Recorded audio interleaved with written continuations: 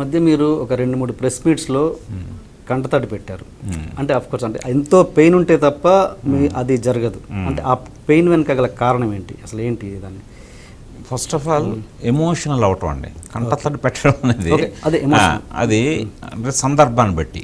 ఇప్పుడు అంటే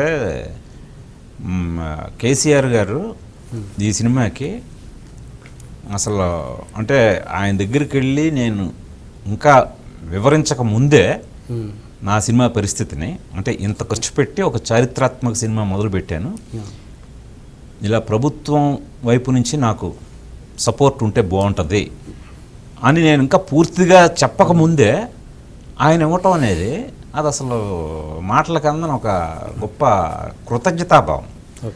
ఆ కృతజ్ఞతాభావం సందర్భంగా ఎనీ మనిషి, ఇప్పుడు మనందరం ఈ క్రియేటివ్ ఫీల్డ్లో ఉన్నామంటే చాలా సెన్సిటివ్గా ఉంటాం. సో అది ఒక ఎమోషనల్ మూమెంట్. ఇప్పుడు అలాగా అనుష్క నా సినిమాకి చాలా కష్టపడిన విధానం, దాని గురించే అడ్రస్ చేస్తూ చెప్పాను.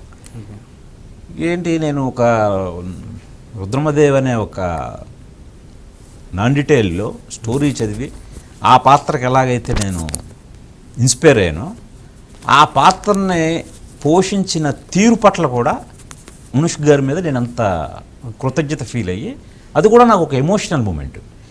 ఇదేదో మెలో డ్రామాటిక్గా దానికి మీరు కంటతడి అనేది కరెక్ట్ మాట కాదండి. Just I mean to say emotional. అది ఓకే, రైట్. కొన్ని సందర్భాల్లో మనకు ప్రముఖంగా కొందరు పేర్లు, ఇప్పుడు అల్లు అర్జున్, అనుష్క ఇలాంటి వాళ్ళ పేర్లు మనకి కనబడతాయండి. అలా కనబడని వాళ్ళు చాలామంది ఉన్నారన్నమాట. అందువల్ల ఈ పర్టికులర్ ఈ టోటల్ ప్రోడక్ట్ వెనకాతల మాత్రం మా సినిమాకి పనిచేసిన ప్రతి ఒక్కళ్ళు ఉన్నారండి.